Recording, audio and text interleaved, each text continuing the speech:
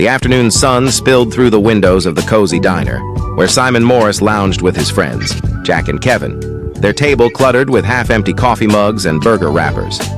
The air buzzed with casual chatter, but Jack's grin held a mischievous edge as he leaned forward, elbows on the table.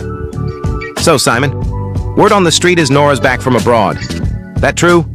Simon, mid-sip of his soda, nodded casually, his dark hair falling slightly over his forehead. "Yeah, it's true. Flew in this morning. I picked her up from the airport." His tone was light, but a spark flickered in his hazel eyes, betraying a deeper excitement. Jack's eyebrows shot up, and he exchanged a quick glance with Kevin, who was quietly munching on fries. "Nora? The Nora? Your dream girl from back in the day?" Jack's voice was teasing, laced with curiosity. "Does Kiana know about this?" "She's not gonna be thrilled, man," Simon chuckled, leaning back in his chair, arms crossed. "Kiana's fine. She's easygoing. Toss her some cheap takeout, maybe a burger and fries, and she's all smiles. No jealousy drama here." His confidence was almost too smooth, like he'd rehearsed the line. Kevin, usually the quiet one, wiped his hands on a napkin and spoke up, his voice soft but pointed. 3 years with Kiana, Simon. You only got with her after Nora left for Europe. You ever, feel anything real for her? Or is she just keeping the seat warm?" The question hung in the air, heavier than the diner's greasy aroma. Simon's smile faltered for a split second, his fingers drumming on the table. "I don't know, Kev," he admitted, his voice quieter now. "Kiana's great, sure. But when I heard Nora was coming back, man, I was stoked, like couldn't sleep last night kind of stoked." Jack leaned in, smirking. "So Kiana's what? A stand-in?" "Nora's the real deal. Come on, spill. If you had to pick right now, who's it gonna be? The girl you've got or the one you've always wanted?" Simon opened his mouth to answer, but his phone buzzed on the table, cutting him off. He glanced at the screen and his expression shifted, something between surprise and unease. "Hold that thought," he muttered, picking up the call. "Hey, Kiana, what's up?" The diner noise faded as Simon listened, his face growing tense. Jack and Kevin exchanged another look, sensing the shift. Simon's voice dropped low, almost inaudible over the clatter of plates. "France? A month? What are you talking about?" He hung up, staring at the phone like it had betrayed him. "That was Kiana," he said, his voice flat. "She's planning to study abroad, leaving in 30 days. Jack let out a low whistle. "Damn, man. Trouble in paradise? Or is she just bluffing to get your attention?" Simon shook his head, but his nonchalance was cracking. "She'll cool off. She always does." But his fingers tightened around his phone, and for the first time that afternoon, he didn't look so sure. The conversation drifted back to lighter topics, work, sports, weekend plans, but Simon's mind was elsewhere. Nora's return had stirred something in him, a rush of nostalgia and possibility. Yet Kiana's words echoed, sharp and final. 3 years together and now she was ready to walk away? He pushed the thought aside, focusing on Jack's bad jokes, but the unease lingered like a shadow. As they left the diner, the sun dipping low, Jack clapped Simon on the shoulder. "Choose wisely, buddy. Nora might be your past, but Kiana's your present. Don't screw it up." Simon forced a grin. "I got this." But as he climbed into his car, the weight of the choice settled heavier than he'd admit. Nora or Kiana? The question wasn't as simple as he'd hoped. Kiana Sue stood in her small apartment, the phone pressed to her ear, her free hand gripping the edge of the kitchen counter. The late afternoon light filtered through the blinds, casting striped shadows across the hardwood floor. Her voice trembled as she spoke to her mother, but her words carried a steely resolve. "Mom, I've made up my mind. I'm going to France to study. I leave in a month." Her mother's voice crackled through the line, warm but concerned.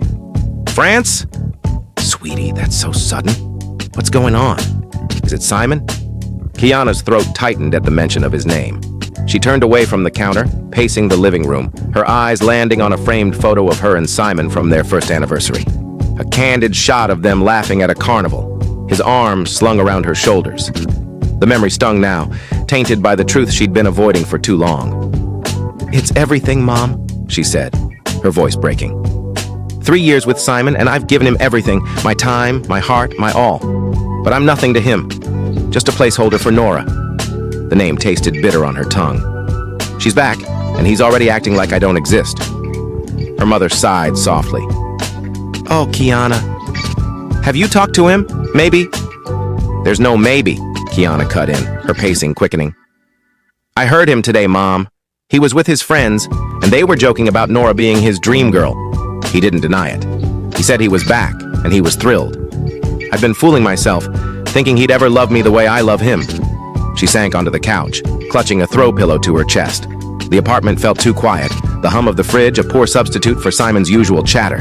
She could still picture him sprawled here, teasing her about her obsession with rom-coms or stealing bites of her dinner. But those moments, once so precious, now felt like lies.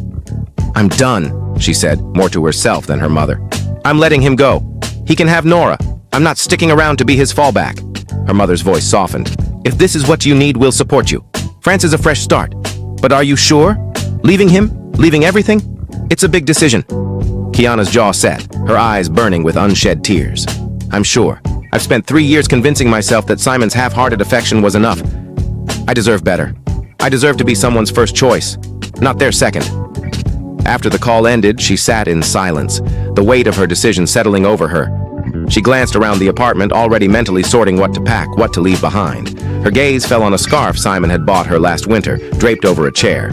She picked it up, her fingers tracing the soft fabric, then tossed it into a donation box. "No more," she whispered. That evening, she texted Simon, her fingers steady despite her racing heart. "We need to talk, tonight." His reply was quick, casual. "Sure, babe. Later." The flippancy of it fueled her resolve. She wasn't just leaving Simon, she was reclaiming herself. Part clash. The party buzzed with laughter and clinking glasses, but Kiana's heart sank as she navigated the crowded room. Balancing a glass of red wine, she accidentally bumped into Nora, splashing her pristine dress.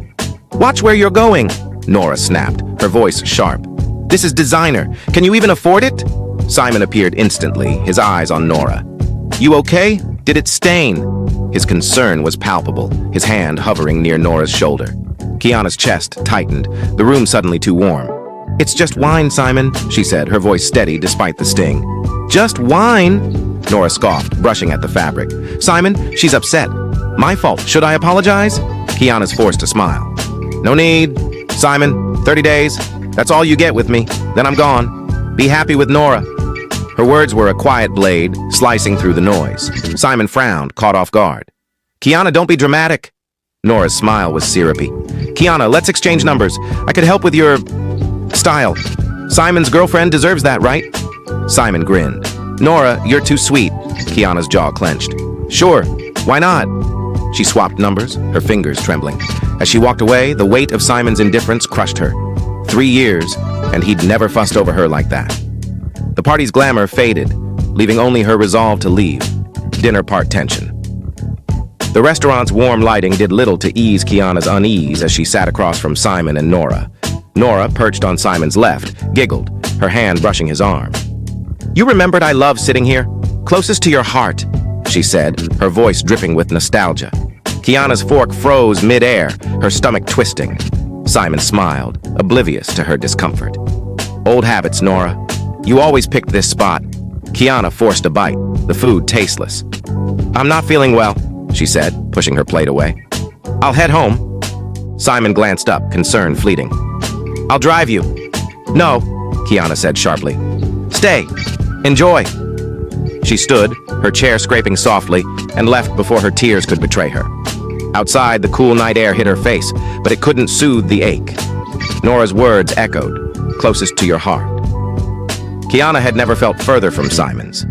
At home, she stared at their shared apartment, the photos and trinkets mocking her. She called Erica, her voice hollow. "I'm done pretending, Erica. He's already chosen her." The dinner had cemented it. She was invisible to Simon, a shadow next to Nora's light. 30 days couldn't come soon enough. Kiana confides in Erica about studying abroad and leaving Simon. Kiana sat cross-legged on her couch, phone pressed to her ear, the apartment dim except for a single lamp. "Erica, I'm going to France in a month. Can I store my stuff at your place? Simon and I are done." Erica's voice was stunned. "Done? Kiana, are you serious?" "Dead serious," Kiana replied, her fingers tracing the edge of a throw pillow. "I've been his fallback for 3 years. Nora's back, and he's already half gone. I won't stay for scraps," Erica sighed. "Okay, bring your stuff over. I've got you always." Kiana smiled faintly, gratitude warming her. She glanced at the donation box she'd started filling. Old clothes, Simon's gifts. Each item was a step toward freedom. "Thanks, Erica." I just need to get through these 30 days. Meanwhile, Simon was with Nora, laughing over coffee, oblivious to Kiana's quiet unraveling. He assumed she'd always be there, her love a constant he could neglect. Kiana packed another sweater, her resolve hardening. He won't even notice I'm gone, she muttered, tossing a scarf into the box. France was her escape, her chance to rebuild without Simon's shadow. Simon prioritizes Nora, unaware of Kiana's preparations to leave. Simon barely registered Kiana's distance, his days consumed by Nora's return. She's fine, he told himself, ignoring the growing emptiness in their apartment. Kiana sorted through her belongings, tossing out clothes Simon once loved. Season's changing, he said absently, approving without a second thought. Laura's not feeling well, he announced one morning, grabbing his keys. She's alone, no friends here. I'm heading over. Kiana nodded, her face blank. Go then. Her voice was calm, but inside, she was detaching, piece by piece. Simon didn't notice the boxes piling up in the corner, the way her side of the closet was thinning. He was too busy texting Nora, planning lunches, and reminiscing about old times. Kiana called Erica again. He's either at work or with Nora, doesn't even see me packing. Erica cursed Simon's name, but Kiana just laughed bitterly. It's fine. Soon, I won't be his problem. She folded another shirt, her hands steady. Simon's absence was a gift. It made leaving easier. 3-year anniversary. Goodbye, Kiana hosts a final anniversary dinner, planning her silent farewell. Kiana set the table with care, arranging Simon's favorite dishes for their 3rd anniversary. The apartment smelled of roasted chicken and garlic, but her heart was heavy. Happy anniversary, she said softly as Simon walked in, his smile distracted. You too, he replied, eyeing the spread.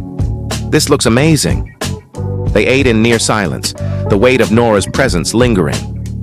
I've been distant, Simon admitted, poking at his food. Nora, nothing's going on, I swear. Kiana's smile was tight. I trust you. Movie later? Before he could answer, his phone rang. Nora's voice, panicked, spilled through. Simon, I'm lost at the meteor shower. I'm scared. Simon stood, apologetic. Kiana, I'll be back by midnight. Promise. He grabbed his jacket and left. Kiana stared at the empty chair, her resolve solidifying. She'd given him 3 years, down to the last second. Goodbye, Simon, she whispered, clearing the table. This was their final night, and he didn't even know it. Kiana's final departure. Kiana leaves for the airport, cutting all ties with Simon. At midnight, Kiana stood in the empty apartment, her bags packed. She dialed Erica. Pick me up. I'm going to the airport. Erica's voice was soft. You're really leaving him? Simon never loved me, Kiana said, her voice steady. I'm better off free. She glanced at the apartment one last time, the memories bitter. The photo from their 1st anniversary went into the trash. Erica's car pulled up, and Kiana loaded her bags, the night air cool against her skin. Gah. As they drove to the airport, Kiana felt lighter, the weight of Simon lifting. I gave him everything, she told Erica. But I'm done begging for scraps. At the terminal, she hugged Erica tightly. Wish me luck. Her flight to France was hours away, but it was already a new beginning. Simon was her past now, and she was ready to soar. Simon's shocking realization. Simon returns to an empty house, grappling with Kiana's absence. Simon rushed home at 12:05, expecting Kiana's warm presence. Kiana? The apartment was silent, her side of the closet bare. Her phone was disconnected. Kiana, stop this, he shouted, pacing. Her favorite mug, her books, gone. Mrs. Zach, the housekeeper, sighed. Miss Kiana's gone, sir. Even her porridge recipe, I can't match it. His friend Jack laughed over the phone. She's just throwing a tantrum. Bet she's back in 2 days. Simon's jaw tightened. She wouldn't leave for good. But doubt crept in. He scrolled through old texts, her last messages cold and final. Had he pushed her too far? The empty apartment mocked him, and for the first time he felt the void she'd left. Kiana's new beginning, Kiana, arrives in France, embracing freedom with her family. Kiana's plane touched down in France, the exhaustion of the long flight fading as she saw her parents waiting. Mom, Dad, she called, running into their arms. Her mother's hug was warm, her father's smile proud. You must be tired, her mom said. I'll cook your favorites. At their cozy home, Kiana sank into her new bed, the soft linens a comfort. Braised pork, Mom? She teased, her stomach rumbling. Her parents laughed, promising a feast. The room, filled with her childhood trinkets, felt like a fresh start. Simon's absence was a distant ache, replaced by hope. France was her canvas, and she was ready to paint a new life, free from being second best. I'm home, she whispered, smiling. 11. Simon's growing. Regret. Simon grows anxious as Kiana doesn't return, questioning his choices. Days passed and Kiana's silence gnawed at Simon. He stared at his phone, her number still disconnected. She's serious, he muttered, pacing the apartment. Nora called, her voice bright. Dinner tonight? He agreed, but her laughter felt hollow compared to Kiana's quiet warmth. Jack teased him at the bar. Kiana's gone, man. Nora's your shot now. But Simon's mind wandered to Kiana's smile, her homemade porridge. Had he misread her love? She'll be back, he insisted, but his voice wavered. Mrs. Zack shook her head, serving dinner. Miss Kiana was special. You didn't see it. Simon pushed his plate away, the truth sinking in. He'd chosen wrong, and Kiana's absence was a wound that wouldn't heal.